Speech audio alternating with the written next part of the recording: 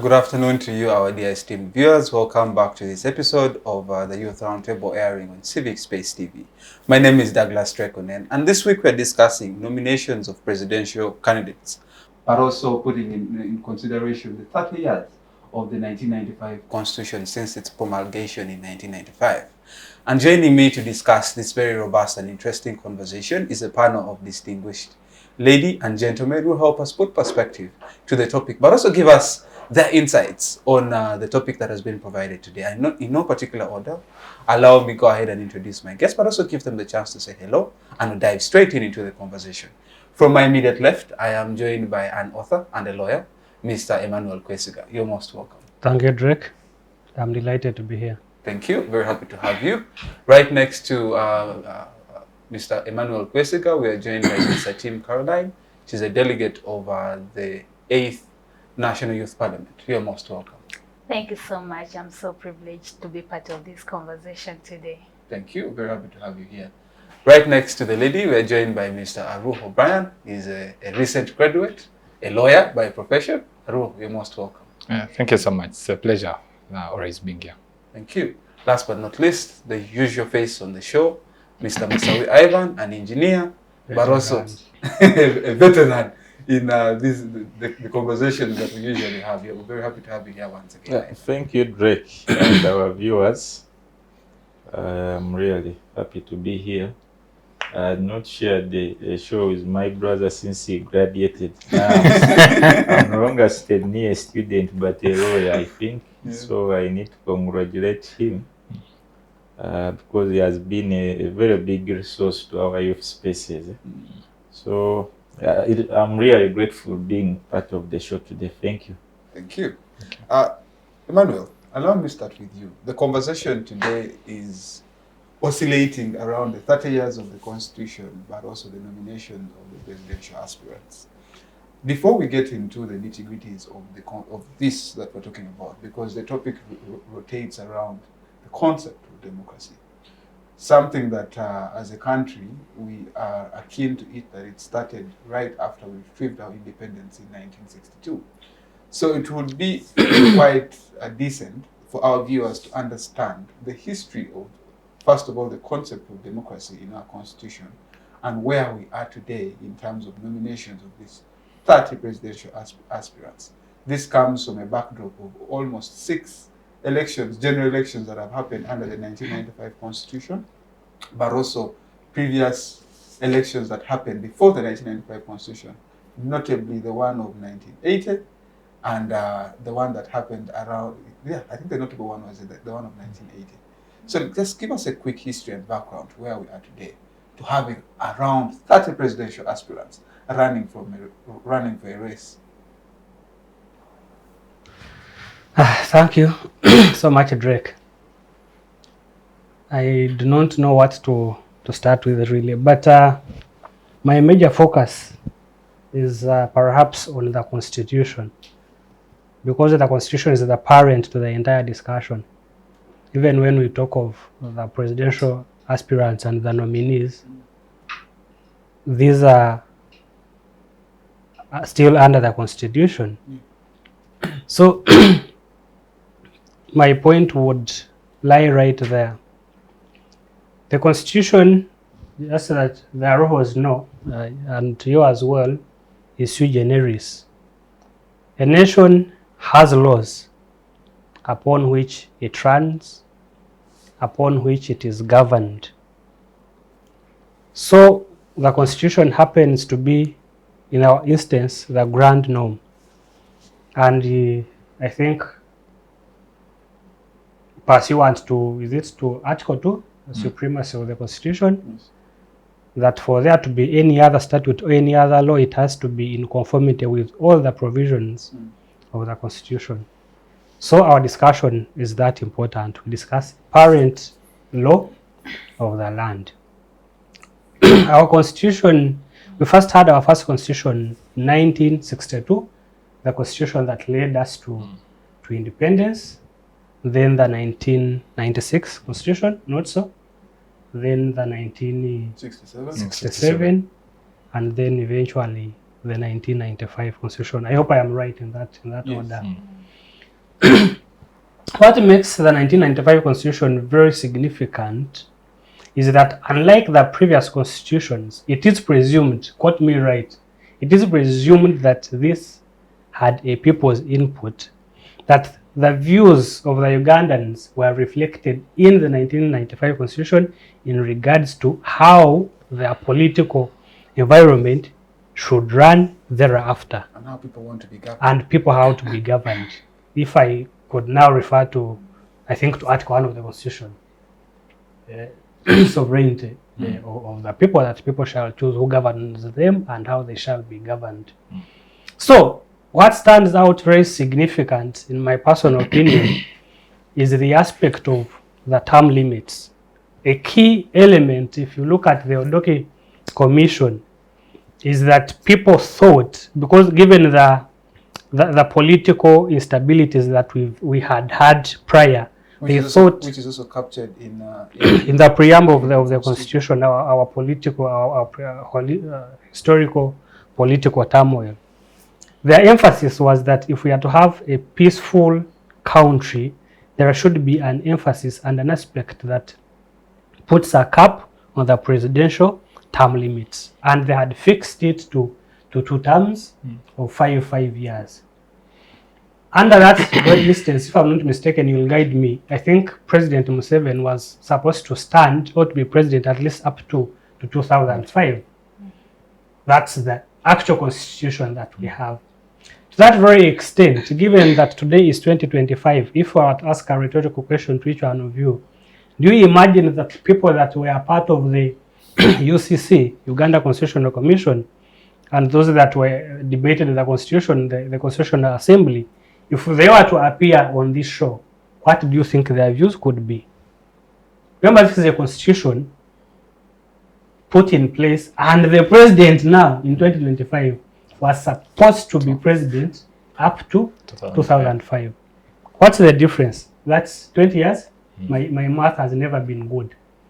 So you can imagine, what do you think their views could be to that very extent? Each one of you has a thought about that, just like I do.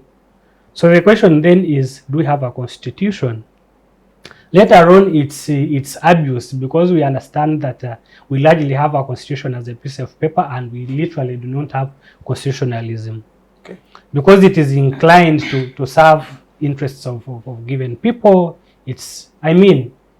For me, I would just want to stop at that very question. Maybe we'll delve into it later on. Then for the part of the nominees, I find nothing much really I find nothing much to debate about that part. Even when when we saw those letters from the Electoral Commission saying that Chagulanyi and who had not met the required signatures from, I think, the 98 districts. 2/3. So I've seen debates about it, but honestly I haven't given it attention, because I know we are in a country where everything is political, even when it shouldn't be. Really, I've not been disturbed about it, because I imagine it could be true. Museveni had, I think, 2.2 million signatures from all over the country. So even if some of those were actually invalid, he would still meet the criteria on terms of the signatures. So I hope that even Chagulanyi, as we speak, has met this. Yeah. So I find nothing much I feel like that was not political in my opinion, but rather something that needed to be corrected, and then the process would move on. The legality and how the process will be conducted is another discussion altogether, but about the signatures and nominations, I find nothing much really to discuss, in my humble opinion. Thank you. Brian, Yes. picking up the conversation from where Emmanuel said that the Constitution is, in his own words, a piece of paper that is not fully respected. The Constitution is supposed to reflect the spirit of the people, capture the aspirations of Ugandans, and that is what informs the body of law in the Constitution, which it terms as, it becomes sui generis, something that is exceptional and excellent. And to that effect, the 1995 Constitution has been termed as the progressive Constitution upon its promulgation. And 30 years down the road, as the Constitution makes 30 years this year on 8th of October, we're having this reflection, but also juxtaposing it with the nominations of presidents. But let's first have your thought on just a quick recount on the 30 years of the Constitution before we delve into all the nitty-gritties to do with what has gone wrong, what needs to be done right. Let's just have your quick thoughts on the Constitution, 30 years of the Constitution in relation to the so-called democracy that we have in our country. Yeah, thank you so much.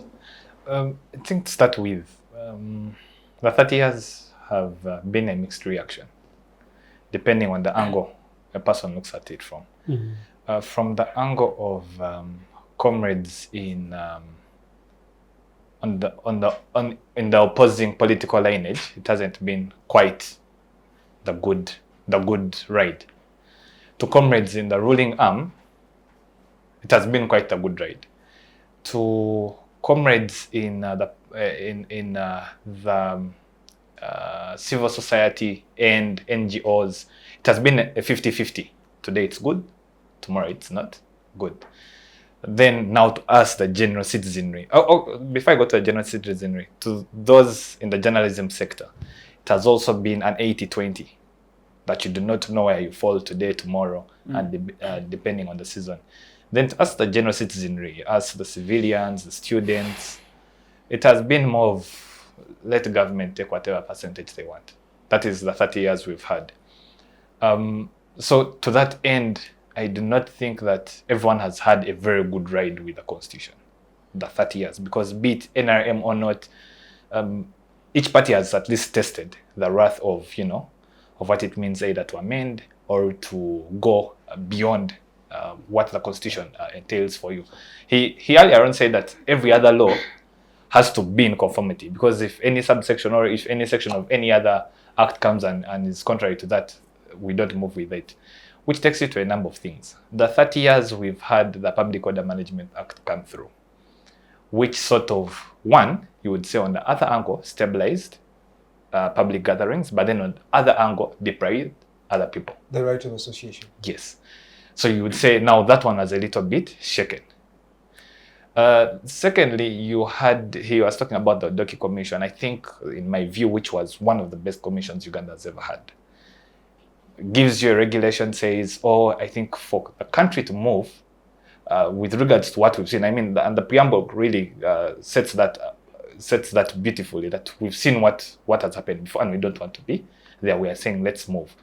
Now, a commission comes up and says, guys, look, the Constitution is something very beautiful. If we move with it, everything is going to be nice. Everything we've planned, be it political stability, because with political stability, you look at economic growth and the related.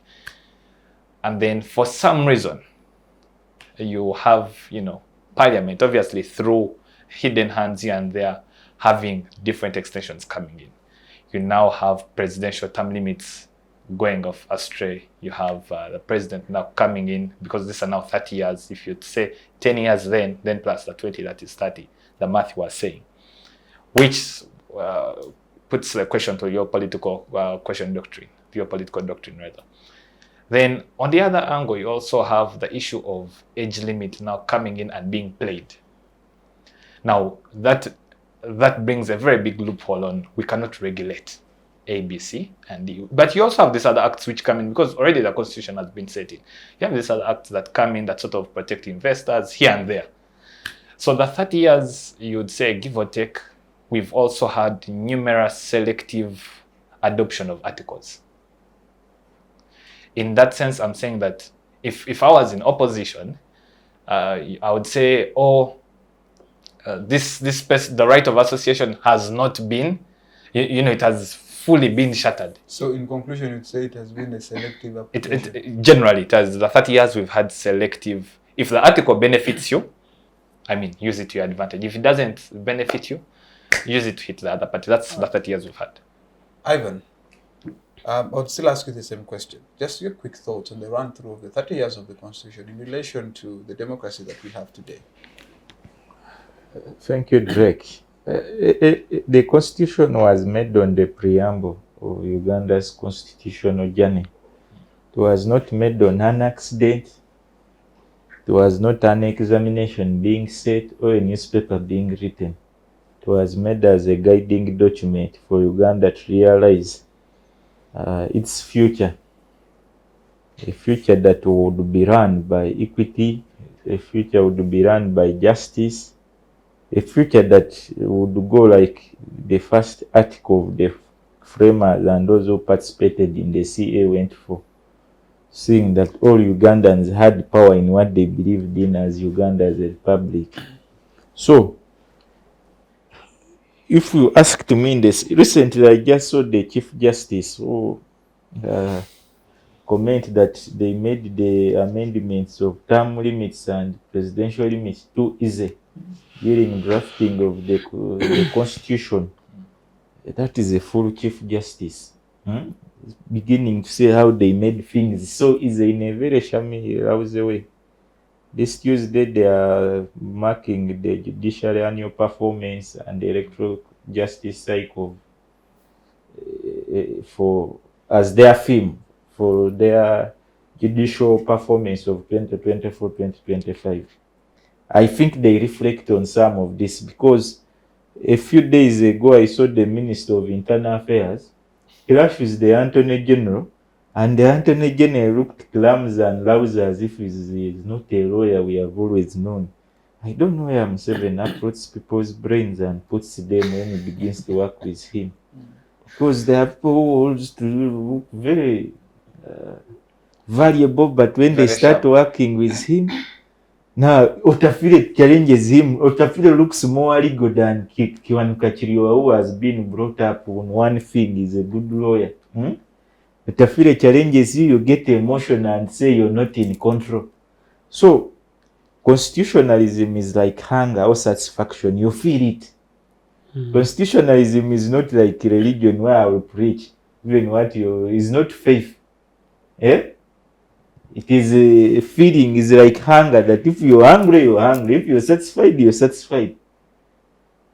The whole issue that we have as Ugandans, how do we feel it? Do we feel it as satisfaction or hungry? Because we can never discuss constitutionalism like an alternative. Eh? It is an essential of society. I did receive a copy of a book from Dr. Livingstone Sewanyana. It's the State of Human Rights, the Elusive Promise. And when you read, because I got interested in his book because he has tracked some of these events since 1994 as someone who was so close to human rights but also constitutionalism. And you really see that every person who has been there up to date, they are tracing a declining trend, not an ascending trend. So, whenever the constitution becomes the president and the president becomes the constitution, whatever is happening here happens the way it is happening.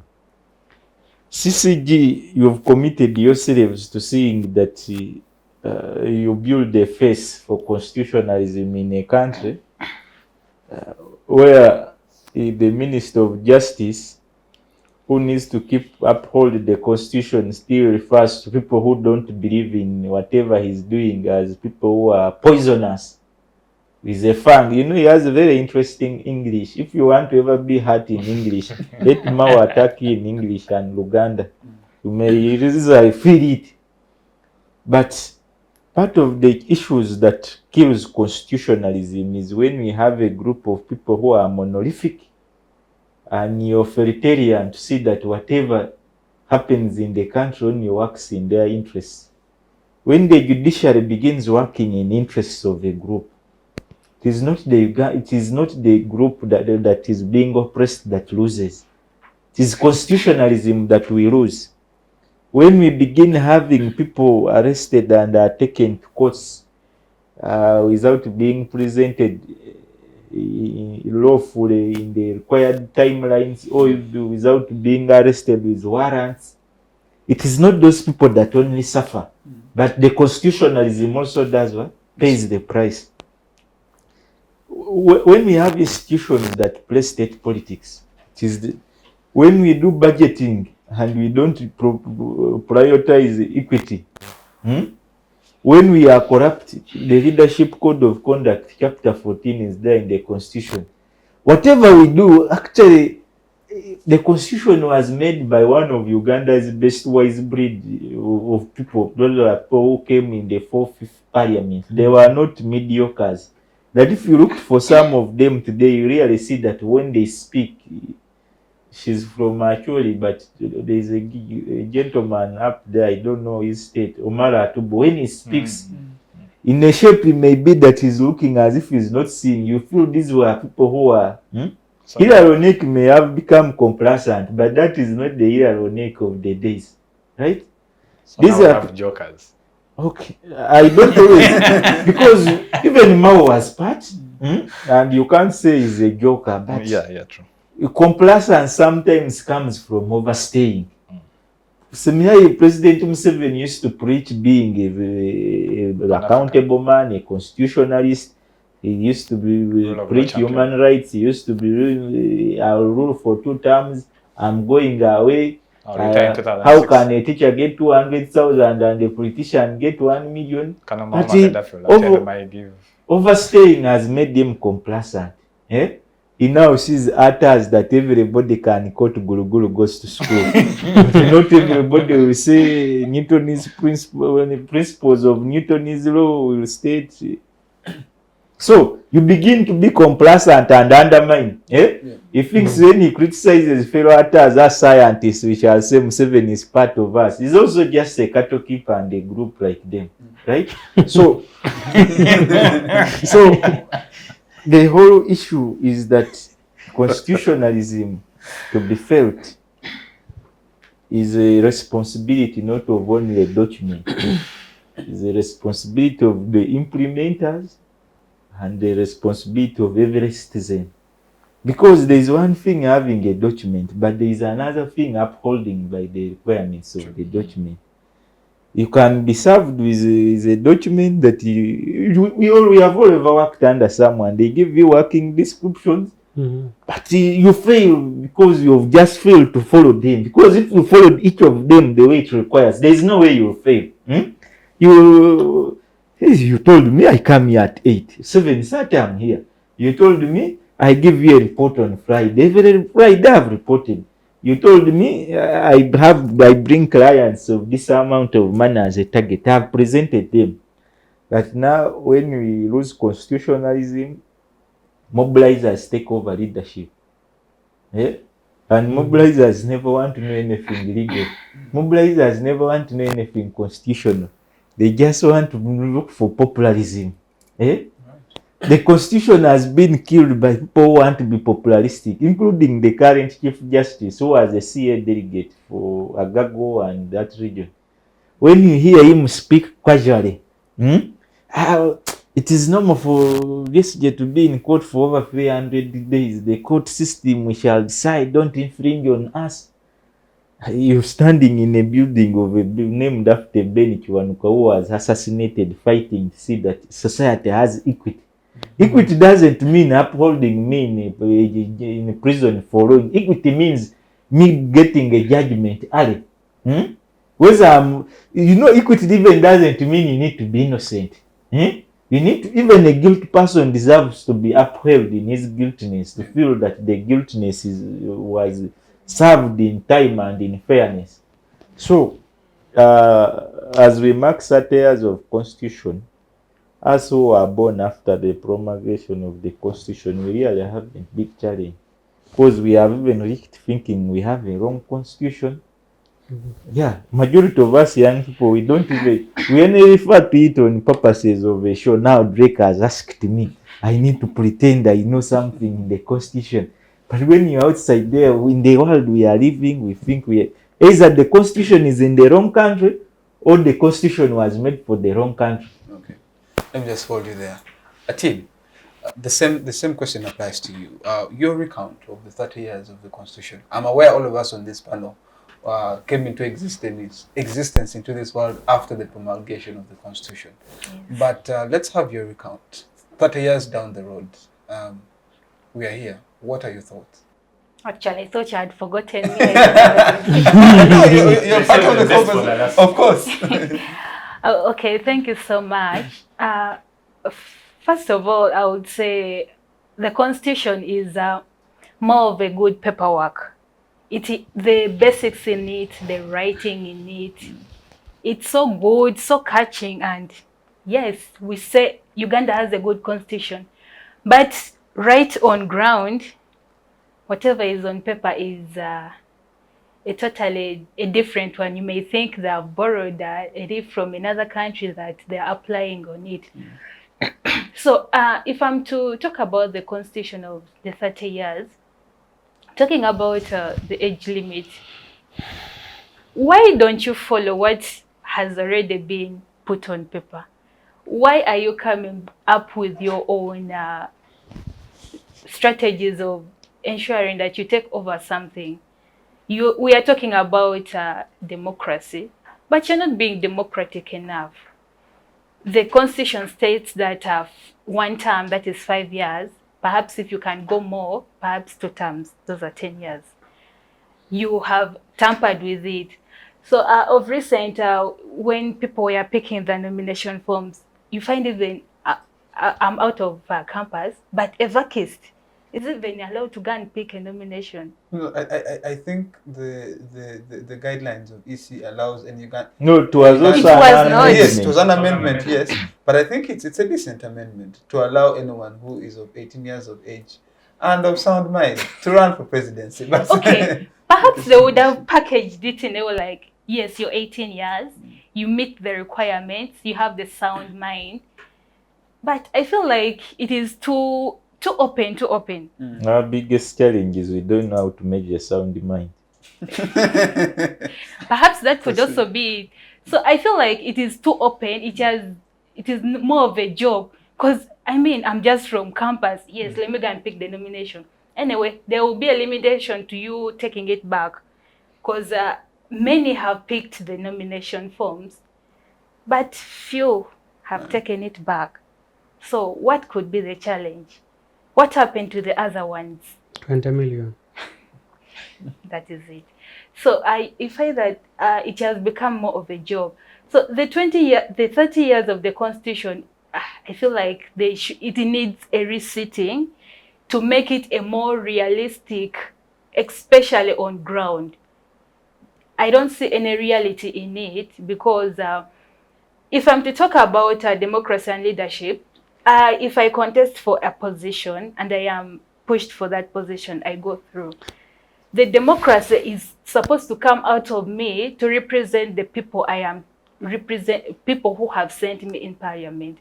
But you find that once someone like me goes into maybe that position, there is no more democracy because the running government thinks that whoever has gone into power or on a certain position, they belong to them, whether I am independent or in another political party.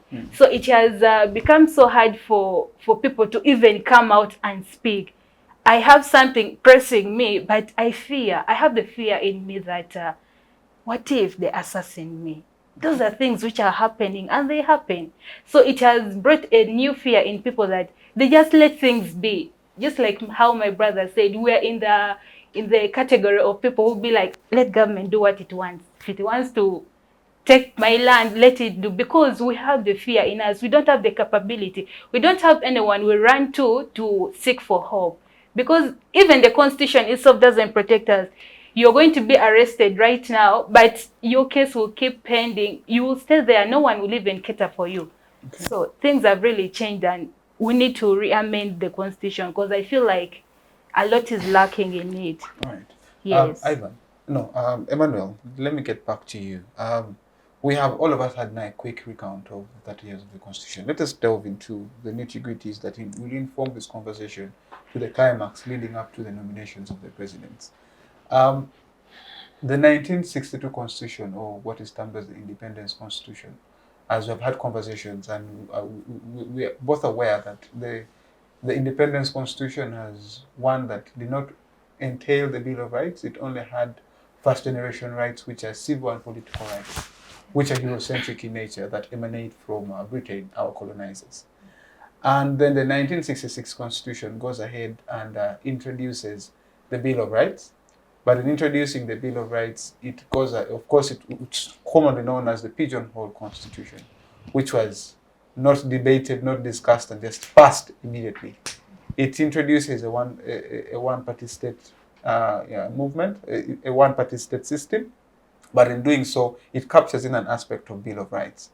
But that interim constitution, the Pigeonhole Constitution, was later on superseded by the 1967 Constitution, which is one that we know abolished kingdoms and went ahead also, it reinforced the Bill of Rights, but it made Uganda a republic. In making Uganda a republic, it gave the president powers to go ahead and absolve parliament at his will, among other provisions. But then we have, in 1971, we have Amin, who ruled by decrees. Of course, we didn't have a present constitution then. And then later on, in 1988, the Doki Commission established to help, gather thoughts from people across the country, which later on saw the promulgation of the constitution in 1995. And the constitution of 1995 has been termed as one that is progressive. Progressive in that it reinforced Bill of Rights in Chapter 4, which introduces the rights of all Ugandans, but also it went ahead and captured all the various the enforcement mechanisms, all embedded in the Constitution. But we're here today discussing amendments that happened, significant amendments that happened in the 1995 Constitution, which in some instances people would term as it killed the spirit of the Constitution. A conversation that we had, that the Constitution died just before as it started living. Now I want us to start having the conversation from there. Looking at the previous constitutions and the so-called progressive 1995 Constitution to the context that we have today, has the 1995 Constitution lived up to its progressiveness, or has it retarded in its own right? Thank you. Well, you had all the one-day context to your question. One thing ran through my mind, and that's two words: qualitative and quantitative nexus. All you said about the history of the previous constitution is up to the one we have today.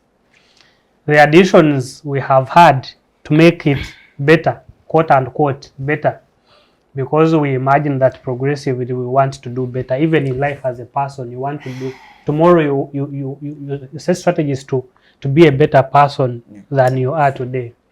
And the same applies to our country, really. If we fall to the global south, it is our aspiration to be to the global north, for example.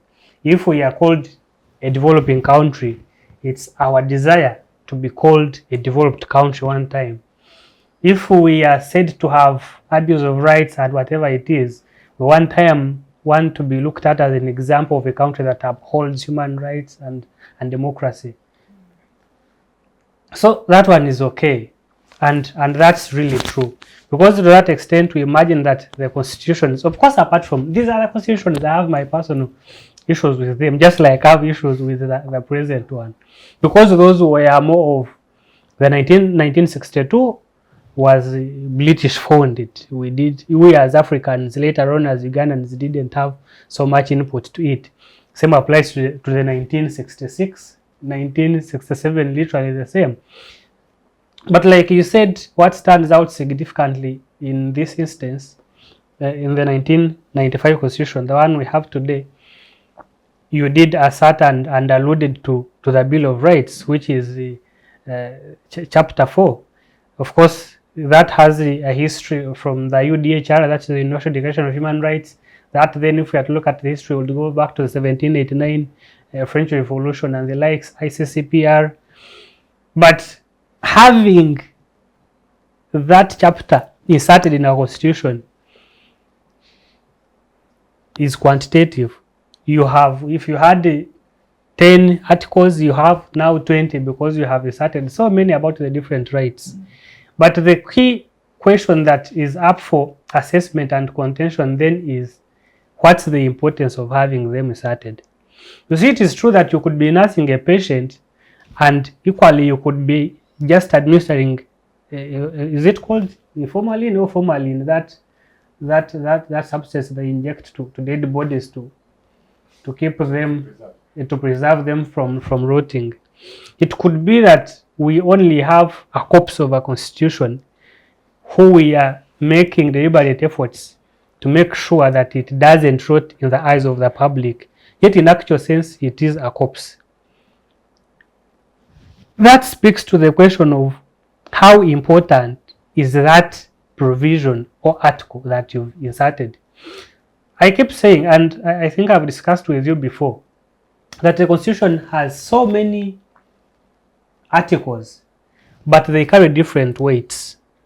There is an amendment you will make, and it has a very significant effect on the political terrain of the country.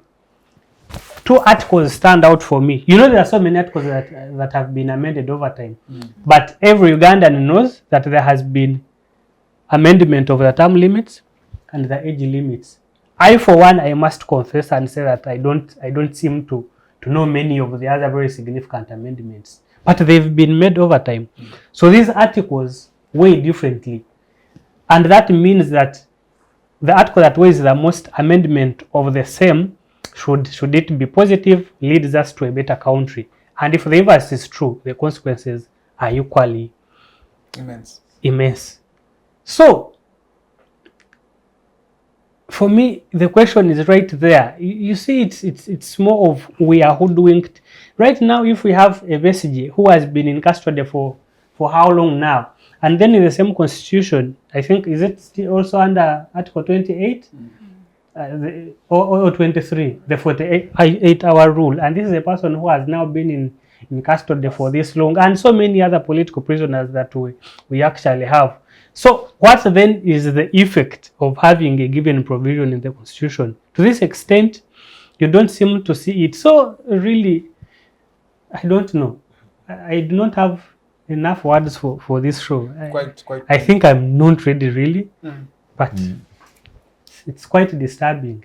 I think we've debated this over time, and I've run short of words. I wonder what analogies to make.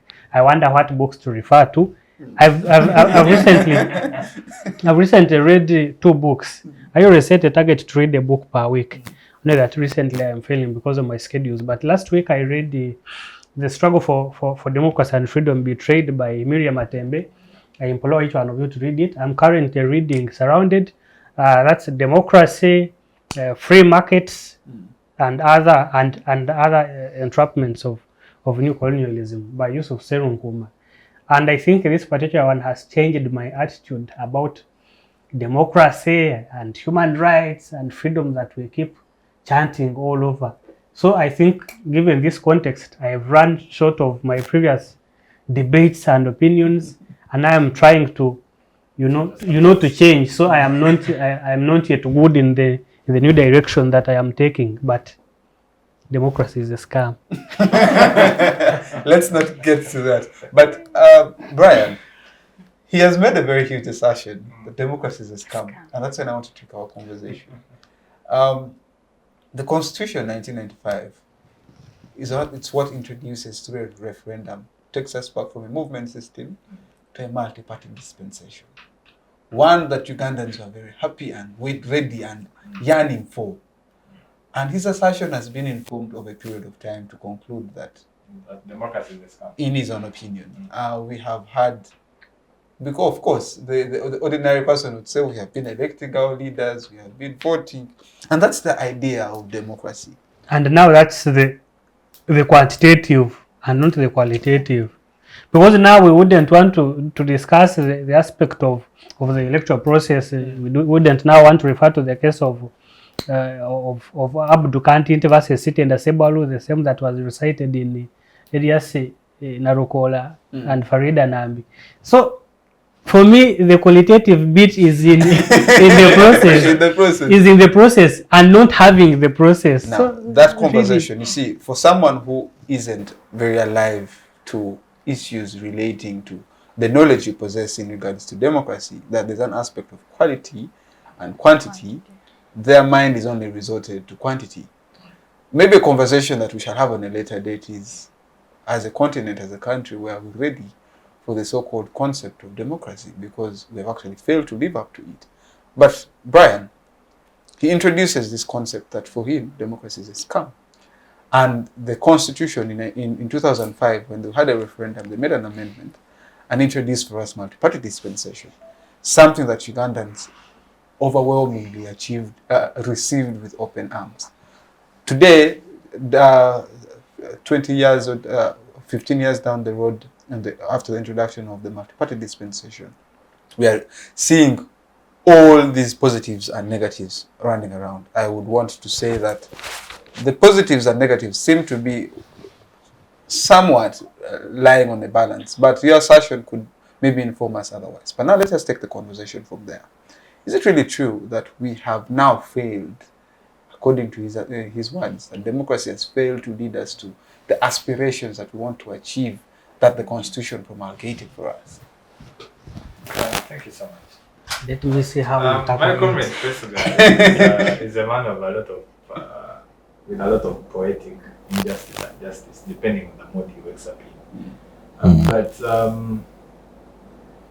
by and large, I think the multi-party dispensation is something that we needed as a country. And yes, the joy was there because you need to be alive to the fact that where credit is, it needs to be given. Had we stayed where we were, I think that would be worse. Or depending, we've seen countries that have taken that side. China has taken one side and said, guys, let's move by this, and they have developed. But for a country that had put a lot of questions on, don't you think we have other competent people? I think the multi-party dispensation then came in at a very fruitful time. Whereas what it has yielded into may be questioned, but at the point of it coming in, it was very key. We'll begin with that. So having multi-party dispensation helps people now to say, oh, I think I am eligible, but also I think we can recommend such a person. But then we also think that we have a say in how we can be governed or in how we can run the governance of our country. So then you're looking at very many aspects. You're looking at democracy, aside from the part of political play, and then aside from the part of governance. So you're looking at democracy, governance, and then political participation as very different. That's very different too. So yes, people have to be happy because say, oh, now then we can vote. Now then we can, someone can be appointed, but then whether you lead the opposition or whatever, we know that you have our rights at bay. Now, that at the beginning, at the initial stage, you can say, yes, indeed, Ugandans were happy because that part came in.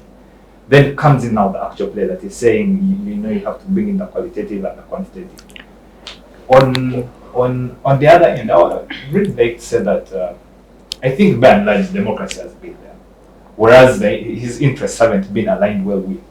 But yes, to the normal Ugandan, as you say, to the lay Ugandan, I can contest, I can campaign, I can be voted for or not be voted for. Yeah. So to the normal person, democracy is there. Yes, because from the onset, if they say, well, what about in America? No, they vote. Then in Uganda, we also vote. So for them, they're satisfied. But then from, I think where Kwesigwa's angle is from is the point of view that process between electoral commission setting guidelines up to the point of swearing in, what time has been committed therein? Have you had a free and fair election? Have you had guidelines that are favorable not only to me in the ruling arm, but also him in the opposing arm? If we say, how do you call it? If we say protection is going to be guaranteed, is it for all participants at that weighing scale? If we say that person X, this political party X, is going to go and campaign in Tongamo or in Tororo or in wherever, is security willing to give them the same platform? So doesn't that justify a statement that democracy is coming? Yes, to his angle, a bit. But you see, to the other person who supports that political party, that's why I'm saying it has alternatives here and there. For a person who's in... So what is your opinion? My opinion is still best. Let us get your opinion. You cannot say, what's your opinion? You cannot say your opinion is too best. For a person who is not an official registered member of any political party, I should say my opinion is too best. Because I've even never heard the word too best. it's too best in that. Maybe double standard, but I've never heard the word too It is best. too best in the. I wouldn't want to say double standard. Whereas yes, that is there. It is too best in the format that you look at what a certain line is celebrating and what a certain line is crying. So you're just in the middle. And You're not picking and a you say side. really, if I were to participate, because I say this a number of spaces, but if I were to participate, it should be from the angle of view that we've sat and rethought about this. Just like the way she said, let's first sit and you see this whole discussion again comes down to your black and white, your constitution. How strong is it? How respected is it? How do you follow its implementation? And then, aside from the implementation, what is that, and what is the impact on the ground? So without that, you then still have politicians coming and saying, oh, all this verbal exchange we've had in the country that ends up to nothing. Because at the end of the day, whether we vote them or not, and they sit in, I mean, some shamble thing will come and pass through. I am so inclined to ask in your hands what I want to say, but as you conclude, as I conclude, let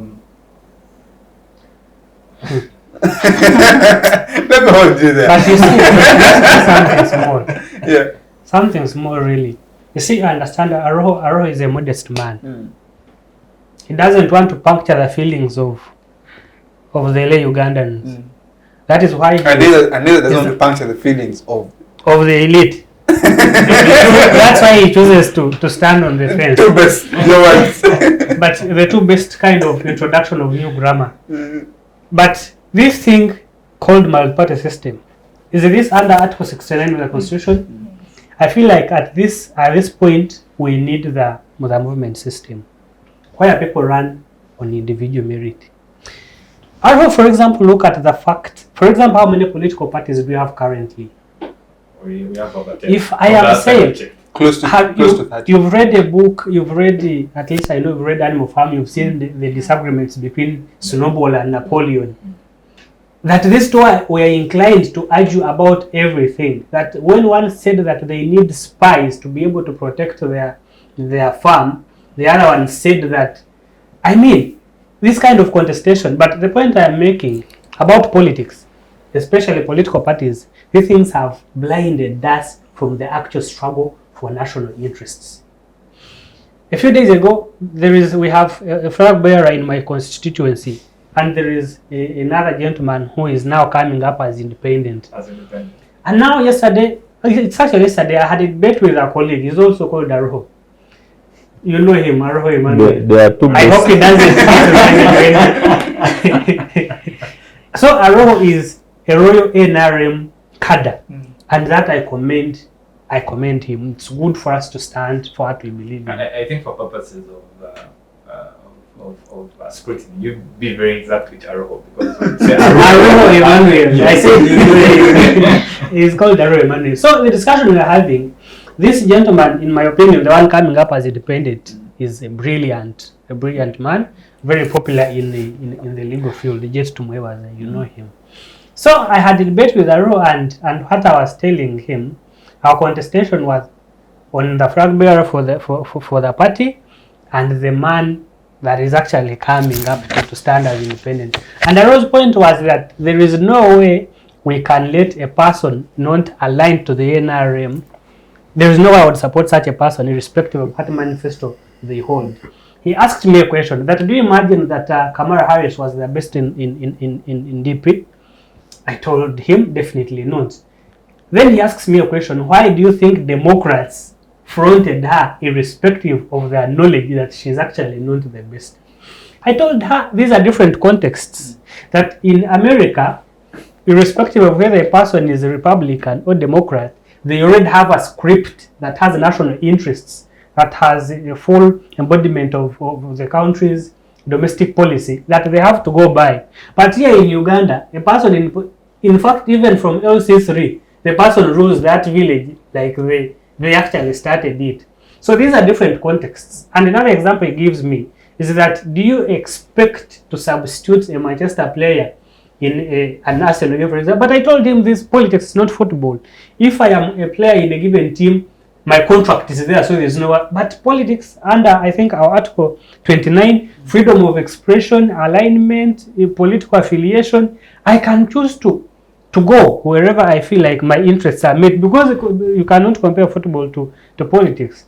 So in a way, he seems to suggest that if the person aligns to a party of his interest, it doesn't matter if the other person who is partyless has the best ideology that would meet the desires of the society. But for him, he's a slave to a person who has their party card. So I think this is where the aspect of political parties has blinded us from the national objectives. If I know Bobby Wine has a better manifesto, if I know Muntu has a better manifesto, but they are not of a party I support. So you are sacrificing a person who has a better agenda for the country to one who has a card for a party you belong to. So what exactly are you meeting? That's my biggest worry about political parties. Just briefly. Whereas yes, the multi-party system, and what you're saying, whereas yes, the multi-party system came in to sort of say different political parties can bring up their own candidates, their own academy of leaders in the Ugandan context. We still, by and large, play a game of politics called party interest. So in the event that Masawi may be better than me, and we do acknowledge the fact that he is better than me, maybe on ground A, B, C, and D, but my face is more popular than the person. So what you're having is that parties, I mean under iPod, because the more members of parliament representation you have, the more funding. So most political parties in Uganda will go for the facial ambience. Yeah, that's why you see most of these people have come being knocked off. I talked to, I think, this gentleman quite some time back when Misha Marvin was won. He's one of the young gentlemen that have come in the NIFS. But that was the card that was played. They said, yes, Raz is young, he's vibrant, all these things. This is a card. This is someone's face. We need a face. So Mugisha Marvin, whereas yes, mobilization, what yes, does someone who can mobilize for the yes. Party. So whereas Mugisha Marvin had, because he spoke, I followed a few videos he spoke, he seemed to have the sense. He did have the elite sense of, guys, look, when I go to parliament, ABC, and this is what a member of parliament does. But then you're having his counterpart saying, guys,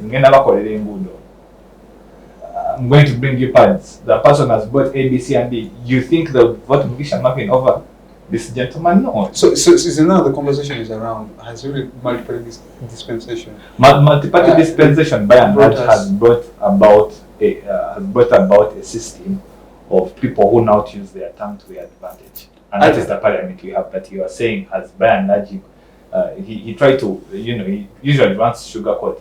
But I think by and large we've had the worst creme de la creme of parliament. Thank you. Ivan, the conversation now has brought us here, and EC as a body that is charged with the role of, first of all, disseminating civic awareness.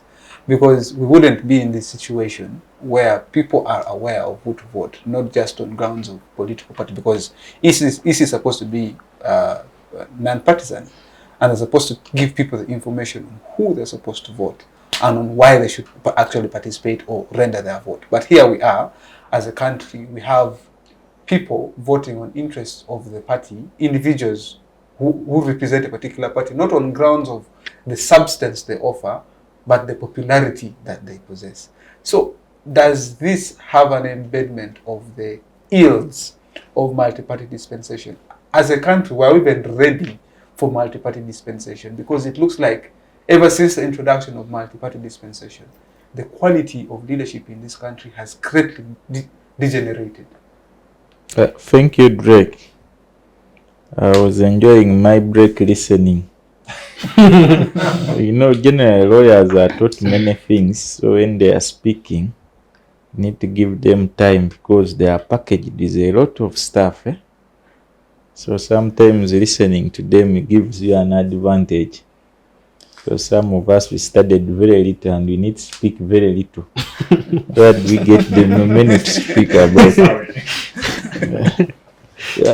Coming to your question, in 2005, the first significant amendment that was made to the 1995 Constitution was the amendment to bring in the multi-party dispensation that was moved by the Right Honorable J. Palm.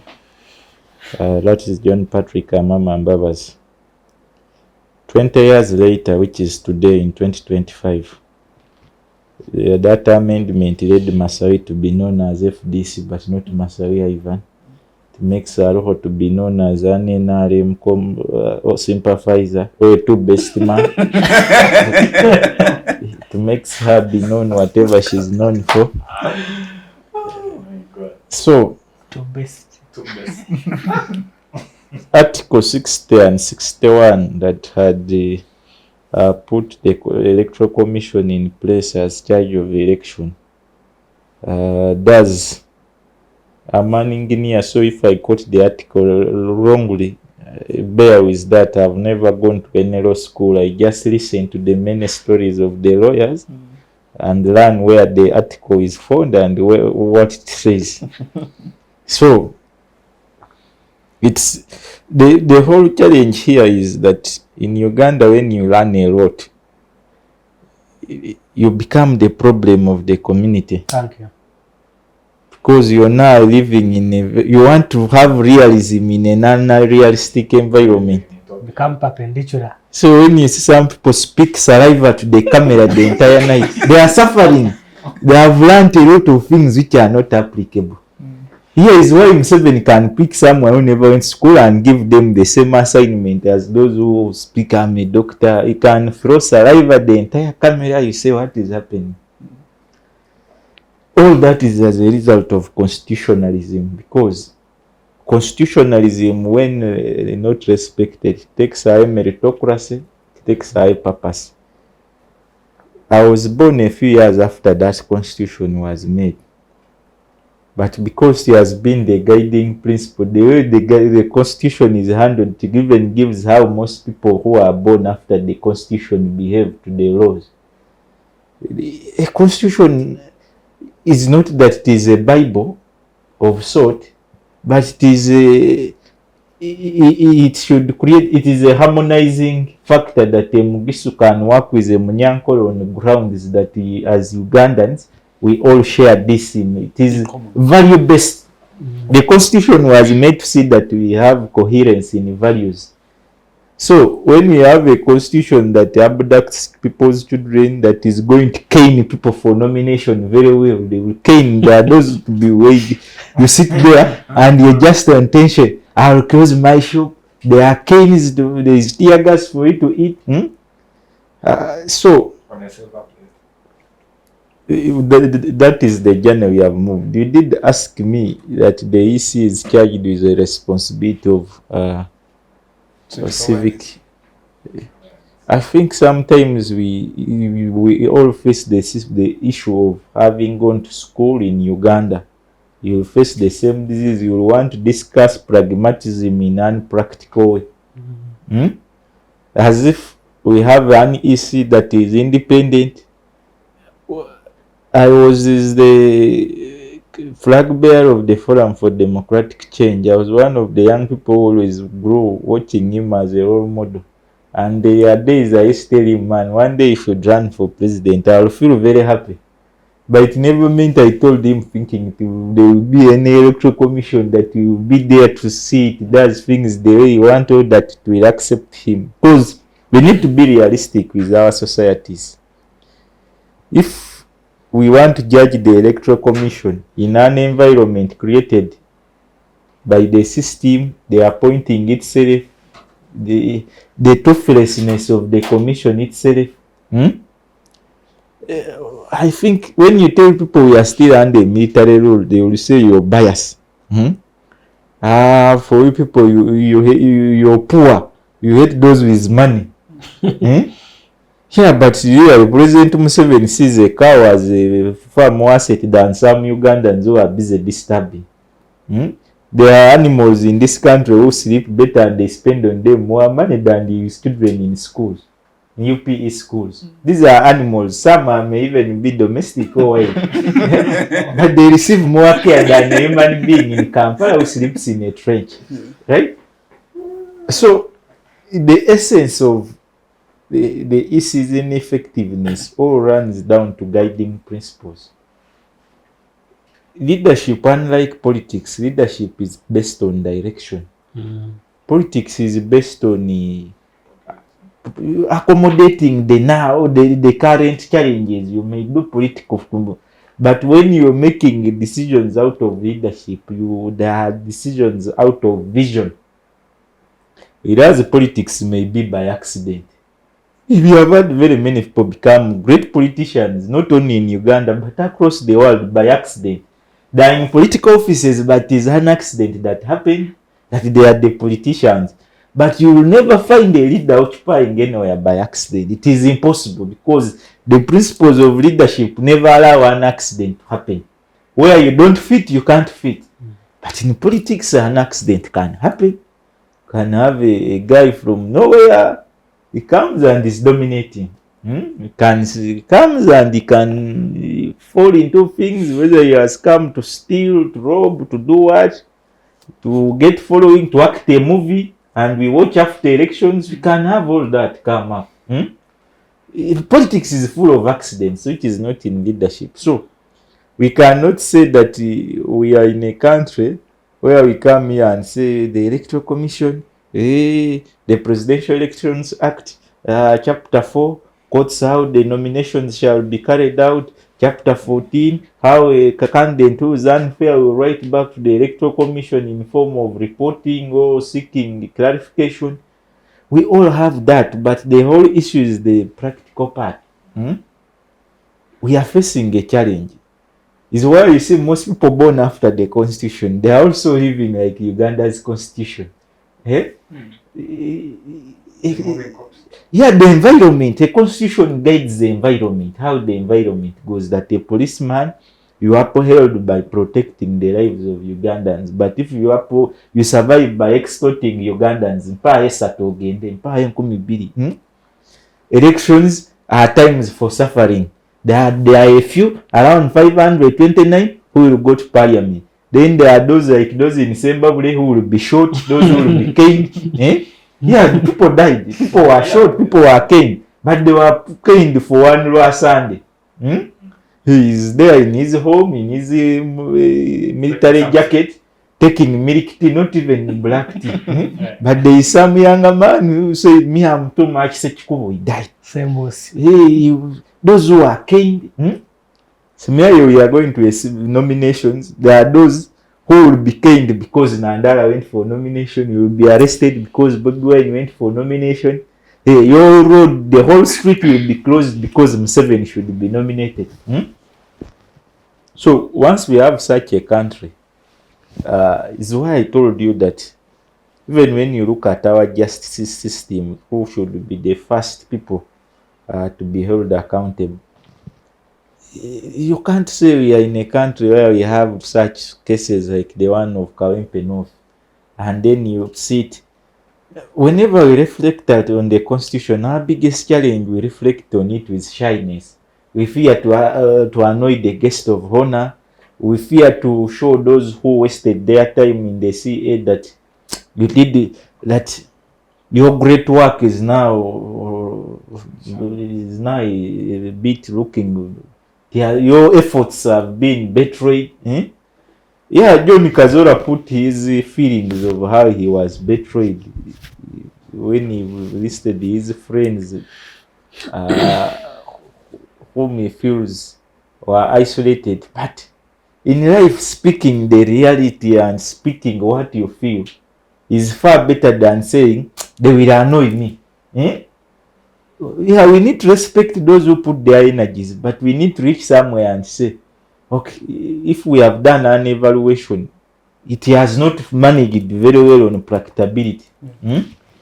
Actually, the constitution employs more people than the people it protects and defends in this country, because there are very many people when their jobs are as a result of the constitution, but it protects fewer people than even those that it employs. So the essence of it to a common man is why I told you have now Ugandans who speak of two best. How do you do in a country where you have your children to live, your wife and children to live, but you also not sure is And there are very many, they may be the majority. They feel everything. They feel every direction. You can. They want to bleach at the same time use. You can't bleach at the same time say you're natural. Okay. So. As you went there. It looks funny, but we have very many Aruhos. They say, Masawi, I like you, but I support you. Hey, I was with the fellas of NRM who told me, Masawi, we find you sensible, we love you, you're a good guy, you look sensible, you're more, but we like you, but we support you. And we take it normal, continuously, we face the same challenges. Yeah, we come and laugh. It is a nice day. We move out, and we say it is a two-based system. So, as long as we still look at issues of our constitution as if just ordinary issues. The day you also go to prison and be in the same custody with the other one whom the law never protected, the day we all lose. But I've given you an example of Sembabuli that you go, that was an NRM example, but it's behind the opposition examples. The day it catches up with this when you say, you know, that you are not part of the two best, you are alone. The day you remain alone. Because in Uganda it is very easy to shout in a crowd. Or next there are a lot of crowds you can like and repost, you share idea, share mindset, you make similar noise. But I like life when it hosts you accountable alone. You are arrested alone, you're in a dock alone, you're grappling with a poor road alone, in a car alone, where in a hospital alone, you look for public schools are dead, you also need struggle to pretend they are chasing your child for school fees, you are alone. It's where you know that the issues the constitution needed to address were issues of equity, issues of an environment that caters to everybody. Thank you. Atim, as we are having this recount on the 30 years, but also the effect of multi-party dispensation, Ivan makes a very humorous submission, but what stands out for me is the fact that multi-party dispensation has done away with meritocracy and oftentimes now focused on sensationalism or who is most popular. And as it has done away with people who actually have ideas to better the community. Let's pick your thoughts on that. Okay, thank you so much. I guess today we have learned a new political term, two best.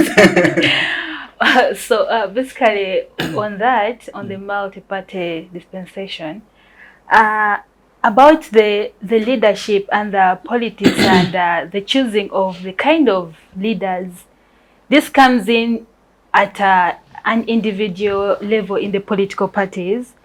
They should also have a stronger constitution that governs them, that enables them actually bring out the best candidate out of it.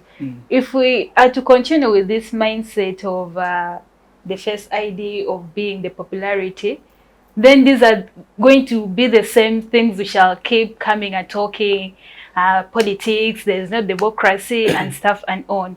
But if a political party sits down and is like, Carol is interested in this position, perhaps there's another candidate also who is interested in the same position, they can start with their internal elections.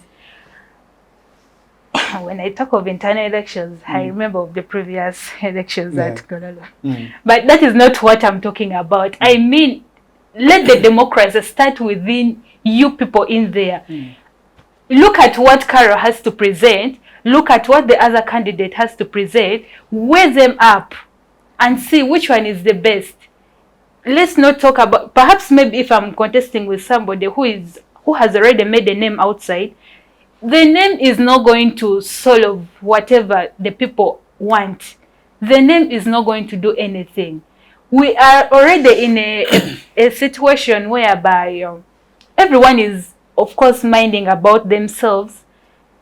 Selfish needs. Yes, let me go and be able to achieve something to benefit me. Yet we are talking about democracy, and yes, the political parties are there. Stand for it. If you're interested in this political party, go into it. Give your ideas so that they also be able to articulate upon it and be able to implement it up so that it is a benefit to your political parties.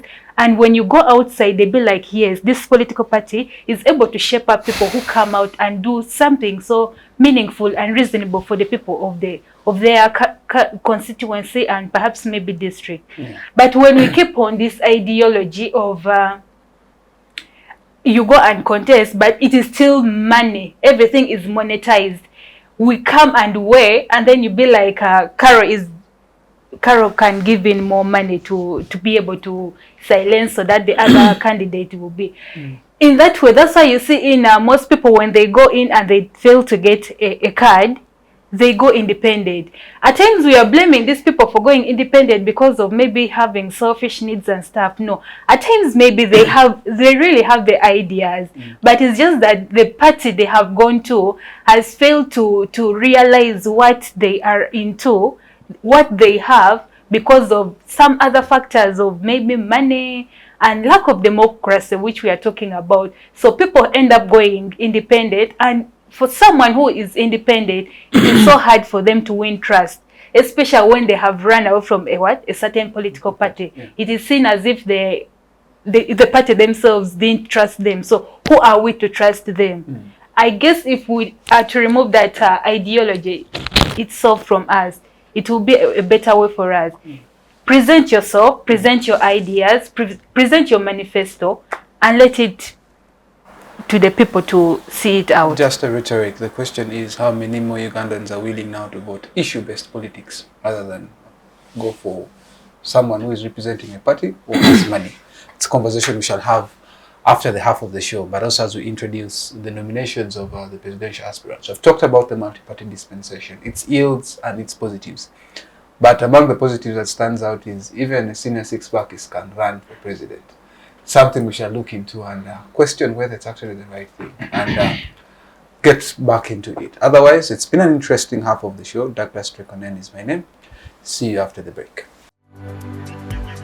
Digital rights are those human rights and legal rights that allow individuals to access, use, create, and publish digital media or to access and use computers, other electronic devices, and telecommunication networks. Digital rights include a right to freedom of expression, information and communication through technology, a right to privacy and data protection, a right to credit for personal works, a right to universal and equal digital access, a right to identity, a right to anonymity, a right to be forgotten, and a right for protection of minors, among others. The state's digital rights are frequently violated through various unfair actions, for example, blockage of websites and social networks, theft of credentials, unauthorized use of people's data for personal gain, privacy intrusion, online censorship, arrests and intimidation of online users, internet blockages, and the proliferation of laws and regulations that undermine the potential of technology to drive social, economic, and political development worldwide. It is hence every citizen's responsibility to respect rights of other digital users and to speak out or report to the responsible parties when one's rights are violated. Welcome back from the break. Right before we went into the break, we've been discussing nominations of the presidential aspirants, but also 30 years of the 1995 Constitution. It's been an interesting half of the show. Matters arising from the history of the various constitutions to the 1995 Constitution, the numerous amendments, and we concluded with an introduction of the multi-party dispensation that seemingly most of the panelists agree that it has had numerous shortfalls, but also certain achievements. Brian, as we edge the end towards the end of the show, something that we need to talk about is, multi-party dispensation has given many Ugandans a chance to participate in the electoral process as members of parliament, local councillors, and right now, president. If you're 18 years of age, Ugandan by birth, you certify or go through all the necessary requirements that is needed by EC, you're eligible to stand for president. In 2021, we saw the likes of Katumba Oye coming in to run for president, among other young aspirants as well. This, in the eyes of the public, could be seen as Uganda is progressing, moving towards giving everyone a chance to be part of this process. But let's focus on this year's electoral process. Over 30 aspirants for the presidential position. As we speak of now, the Electoral Commission has at least cleared 5 candidates that you should have at least a requirement of 9,800 signatures from 98 districts. 100 districts giving 100 at least getting 100 signatures per district. Let us have that conversation. With the birth of multi-party dispensation, this has given many Ugandans more leeway to participate in the process. But is it really something that we need, having 30 aspirants coming for position of president with the quality that we are seeing people who are aspiring for this position? Thank you so much. I think I share partly a school of thought with Kwesigwa and let people contest. But on another line, I think we need to have, I do not know if we are yet ready for that talk. We need to have quality-based nominations. In the scenario, and I've already shared this, I think usually off air, that what EC should have done in the beginning, after the aftermath of what happened in the previous electoral cycle, was to sit down with some of these policymakers and first revisit the laws or the bylaws regulating the procedural matter of presidency, from the point of interest to nomination to, I mean from the point of interest, candidature, then nomination. Reason is my school of thought has always been, and many people dislike it, I think very many people dislike it, is the fact that the Electoral Commission, Uganda's Electoral Commission at this standing, anyway this has already passed, but I think going forward is that we need to be at that point of discussion where we say Electoral Commission sets very tight guidelines. Because when you have a lot of people participating, yes, you're saying we have progressive realization, yes, we are giving people freedom, but at what cost? Yeah, at what service input, at what service output? We should, Electoral Commission by and large, and this has always been my thought, we should have guidelines for, first of all, who qualifies to pick presidency forms. And that issue has by and large been put to the dust because of the term limit discussion and because of the age limit discussion. But if that discussion was still there, or I know in the nearby future we will still come back to that same discussion, I do think so, is that we need now to put an academic qualification to that. Say, yes, whereas we have this age limit, whereas we have this term limit, say maybe 2 years, say maybe between 18 to this years, let's put there at least have a master's degree. So that then we know people who are coming are not coming just because of popularism or here and there. People are coming with a sense of understanding, because if Masawi had maybe a master's degree, then we know that at that stage there's a lot of developmental thinking that he has, which is off the popularism. Say maybe wouldn't not go into the MP's discussion, but if it were, no, I think Aruho, you get it wrong. These fellows in parliament is not that they are uneducated. Some even have PhDs. This is the most highly learned parliament. The issue for them losing quality is not on academic, but the quality of environment and the quality of leadership that brought them. You can be highly educated to be a veterinary doctor in Zimbabwe, but when it does, you've never had leadership anywhere. That even your fellow veterinary doctors can't vote you. You're not a leader like you should be treating cows. So when you carry people who have no commitment, conviction, highly intensive responsibility for purpose of leadership, you have highly educated people who can't lead. No, my point actually there is, when you start with the basics, when you have a regulation, people know what, you see, like she said, when you have a political party, you have these internals. My saying is that by the time you come for presidency, leave this whole discussion of MPship and whatever. I think here what is called is presidency. At least let's have basic requirements. I'm saying at least the basic have a master's degree. The basic is at least come through a political party. Whether you come through independent, that is fine. But if you're coming through a political party, you should have at least led. There should be a tested path. Not these things. Yes, not these things of you've woken up and then you've come through. Whether the discussion on Manyali's person had a lot of money, let those other discussions be there, but let there be a framework to that. Reason is if we've not yet reached that stage, we are still going to have the political identity of the face, populism. What is your say where we have had elections with professors like Variam Leva being the last, yet there was people who stopped in senior 6 winning them? Yes, exactly. In Now a presidential race. it takes you back to, and I said this I think in the previous show. With the multi-party system policy in Uganda, that card has brought about people who are good with the tongue. So whether the person is an S6 dropout, S4, their tongue has gotten them mileage. But we also want that, in case, people ever buy into that idea of saying, let's look at this other added advantage.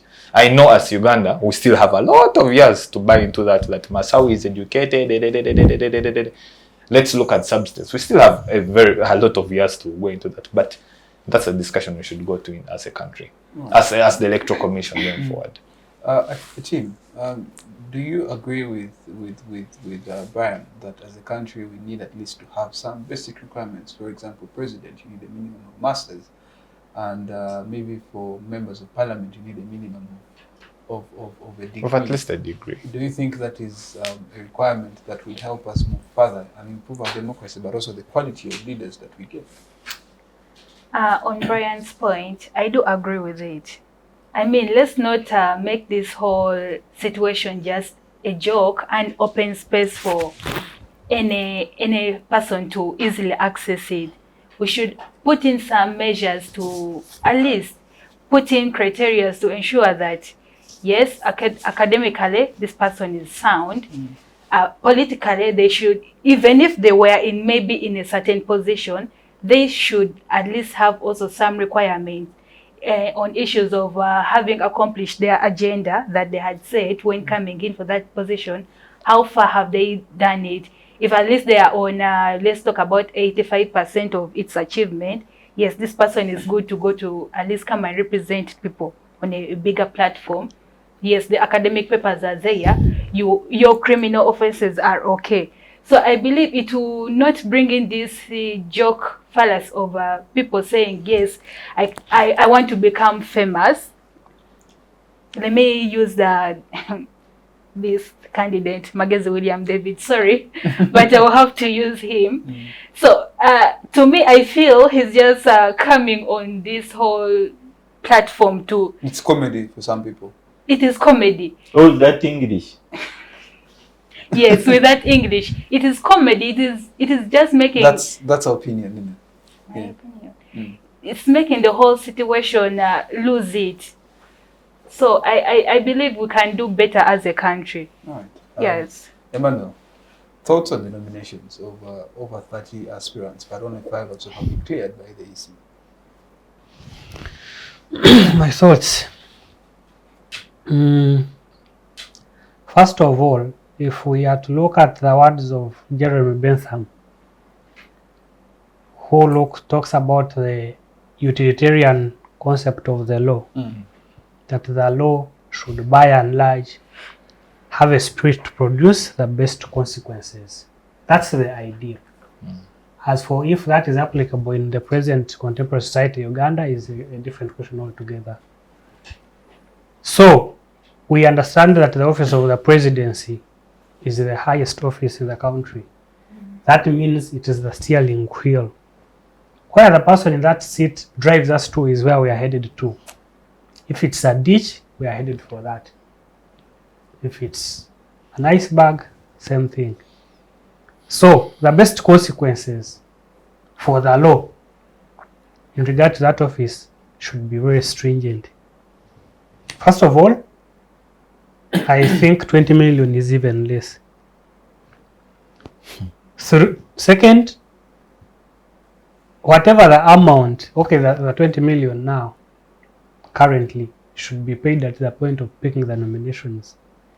Because honestly speaking, there are people you look at, you've seen the different clips of people that have gone to pick nomination forms, some of whom are personal people that you know, and you wonder if this person really has the spirit, apart from theatrics and capturing media attention and wanting to appear on TV. Because you for as long as you're an adult Ugandan, 18 years, and sound mind, I don't know how that is even tested. But if you have the basics, you pick the forms, and media coverage is there. So for me, I find it a joke. The highest office, one that we attach respect to, one that has a steering for the country, is really a joke currently. But for emphasis, I am okay with the 18 years. That one really is okay. Because if at 18, you are legally allowed to vote, that means that you have a sober conscience, that if there are people contesting, you have a sober judgment. You can tell who has a better ideology, who has a better manifesto for the country. That means that you are equally in position to be president, because if you have judgment of what is right and what is good for the country in your capacity as a voter, it means you should equally be allowed to vote. But that's really okay. But the point of nomination fees, and at what point do you pay the fees, really we are taking this for granted, and we as Ugandans are not serious really. Okay, even if there is a lacuna in the law, we do not have to take it for granted. Every other person currently wants to test. I mean, you just want to. Drake, I told you already that I don't have much for this show. Yeah, so that's it. That's what I have. Yeah, okay. I don't have much really. Ivan, your thoughts? Drake, in 2017, I had already voted.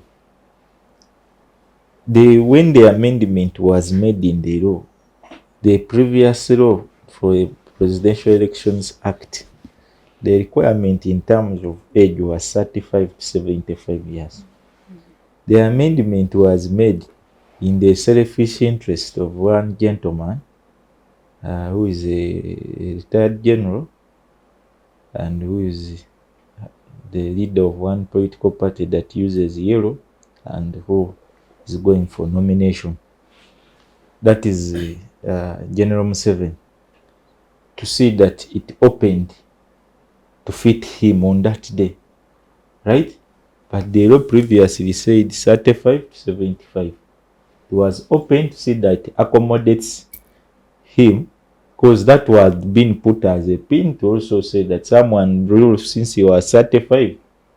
He removes term limits. At least let there be age limit that 75, someone really in a country that is so young, they have at least a leader who could understand generational challenges. So the amendment technically was not based on quality, it was not based on the country's challenge, it was based on selfish interest. To see that I have told you that since 2005 amendments majority have been politically what? There have been selfish political interest. The amendment opened up to see that the Presidential Elections Act looks the way it is. Was not that it was to see that we have very many young people running for office. It was to see that President Museveni extends his term back then. So when you see younger people say, hey, it is fine as we are 18, we can run for president, you were just in an accident, but the law was made to favor someone. You may have, even by accident you win. You may have won that now you also have a right. But he brought it just to reduce the whole challenge of quality. Is not that Uganda is short of people who have brains or what. It is that those who have brains have shied away from doing what they are supposed to be doing. And politics is a game of numbers. I like to use him because he has taken up a good mantle on behalf of most of us, sharing the reflections of society via writing. If those who believe they are presidential material are made to feel that running for president is a comedic, who loses, who benefits? Those who are already in charge benefit, because they know. They fear people being equated to a guy who came in gumboots with a chikomando in the gumboot, eating chikomando in a court. They say, you and that man, you're equal, you all pick the same document. So, the whole challenge here in Uganda is that the quality is the challenge. That being so highly academic doesn't mean We have people who have masters in economics, but they can't even make a straight budget for 100K. They are either on tension, they like consuming, they can't do anything that can show that really they are graduates of economics. So it is everybody can be learned by because this is a white man's education. You can sit down from day to mind, you coach your head with determination, you pass. But the application is what proves how much you learned. So our challenge has been quality. And quality of leaders requires people who are convicted, not people who are looking for food, people who are looking for a new wife, people who are looking for jobs. It is about conviction that whether the salary of that position is reduced or what, for you know that was your mission here on earth, to serve people. But those, like I told you, in this country, in your high land, you discuss a lot of unrealistic things. You pour saliva over the camera, yet the things you're discussing are not very practical. Because it is a country where what you intend to receive is what you don't receive. Right? So, our elite community that was supposed to be doing better sat back. When we see offices being taken over by mobilizers, this is not an accident. They have overpowered the elite community intentionally and also by accident. Those who are educated feel it is not worth it. They can't. This country in the 80s, when there was a crisis here, most of the elite community were the first to run abroad. Nairobi, they went for green pasture. They left the mediocres here to suffer and go through the crisis. Is why they came back when some of these mediocres were ministers and never allowed their intelligence advice again. In any country when you people whom the government invested, taxpayers paid for in schools or at public university, you don't do enough.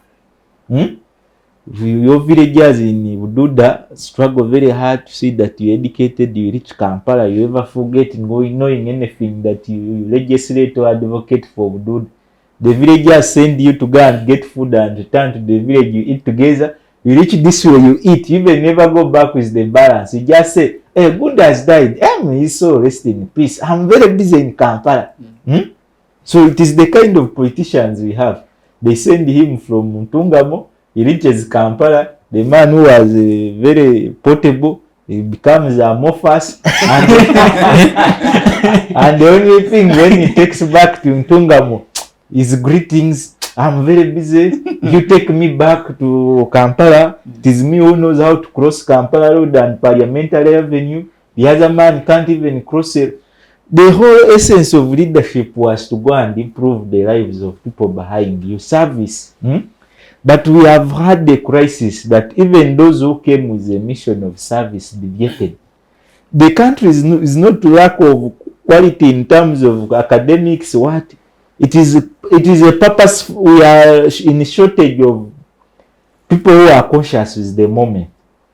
We are losing things, but we take it for granted. We are deteriorating in terms of how management of election is concerned. Human rights, we take it. When the elites speak, they are made to look as if either enemies or even them, they feel, but even if I speak, what will it change? When we reached that state of even if Masawi I do this, what will it change? Many of those who shied away of what have caused Uganda the current status quo. Yeah, thank you. All right. Your concluding remarks, my brother. In my conclusion, I want to wish all the presidential aspirants, those who will be caned and that who will cane them, those who will finish up alive and those who will finish up maybe not in the very state. I pray that the election will be peaceful. That is my prayer. I pray that security organs treat all these candidates fairly. That the electoral commission, immature as it is, you can be immature but exercise maturity in one day. Not all immature people are immature days. There are some days that they may act maturely. So the electoral commission act maturely No Ugandan deserves to die as a result of an election. We can do without it if it is going to kill people. We better have Museveni die on his own in his bed than people dying because he never wanted to be challenged, right? So no one should die, no one should be caned, no one should be arrested because of an election. Is why I beseech political parties who are participating to be mature, government to be mature, the guidelines be equal, let there be no double standards. And let young people participate intensively with aspects of learning but also taking responsibility. I don't like to see an election where young people are just being used to welcome candidates to form what we call as a girl in Uganda. You form a girl but tactful as a leader, not a girl of just noise all over the place. If they give you to speak, you just say, we need to have a purposeful driven election cycle because it produces the leaders who will legislate for your health, education, peace, security, and employment. Thank you. Thank you. Brian, your concluding remarks. Thank you so much. Individually, I do request that as we vote, as we plan on voting, as we move in for the general elections, we respect one another, regardless of political affiliation, so that we not only save the current state we are in, but so that we can learn and then develop. It's sad that in my late 20s, I'm still in a country that is being called a developing country. So we do not want to be there even when we're in our late 40s. At least let us handle the political tolerance so that we can have economic partnerships and then a sustainable future. Thank you. Karin. So to conclude all this, I would urge the people who are in charge to really implement what our constitution says. So in this political season, a lot will happen, but remember, no one will mind about you. You will go for those rallies, you will get hurt. At the end of it, it is on you. The cost will all be on you. Your candidate whom you were with, you were for, will not remember you. So take care of yourself and success with your candidate. Thank you. Emmanuel. Thank you, Drake. I am one of the people that have not wanted a physical revolution. And so when I make reference to the 1789 French Revolution, I am not per se calling for one.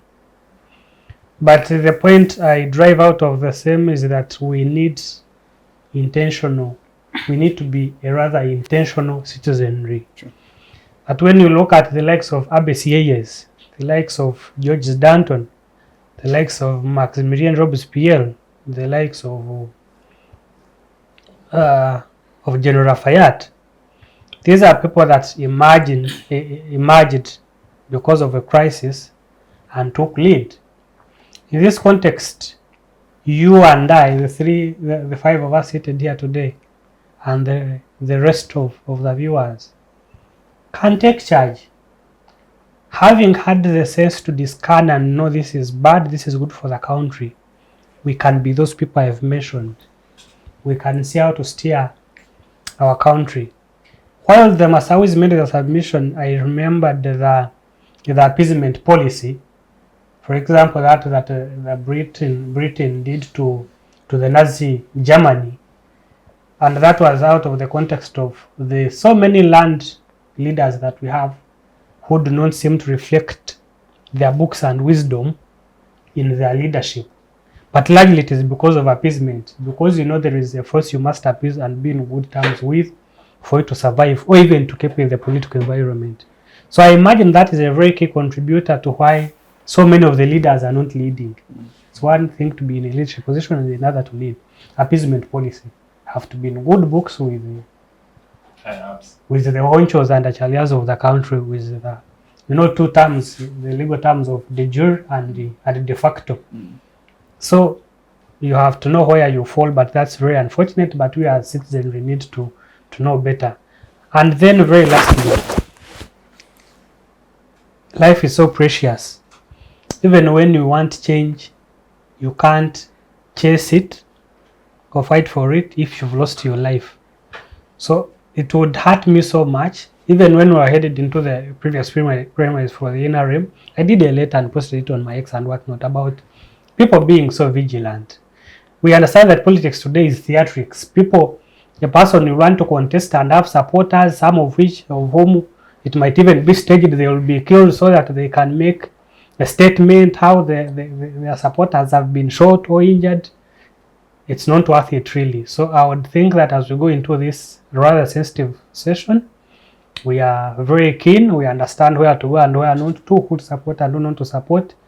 That is very important. Then very lastly, only the dead have seen the end of war, and life in its essence is struggle, is war. So you can't fail to be part of it, but how you participate in the war is a different question altogether. So we need to be very vigilant. Thank you for hosting me and the rest of these pundits that I've had the opportunity to debate with, and for always hosting me. Thank you. Thank you, Emmanuel. Thank you, Caroline. Thank you, Brian, and thank you, Ivan, for taking time and having this very interesting but quite informative conversation. It's been an interesting show, right here on Civic Space TV. And to you, our dear viewers out there, for always religiously following the Youth Roundtable and all the programs on Civic Space TV, thank you. You can always, for those who haven't yet subscribed, please subscribe, like the channel, and drop your comments. Let's have the conversation going. Of course, it has been wonderful having all these guests here. My name is Douglas Onen. See you next week, same time, same place. Bye-bye.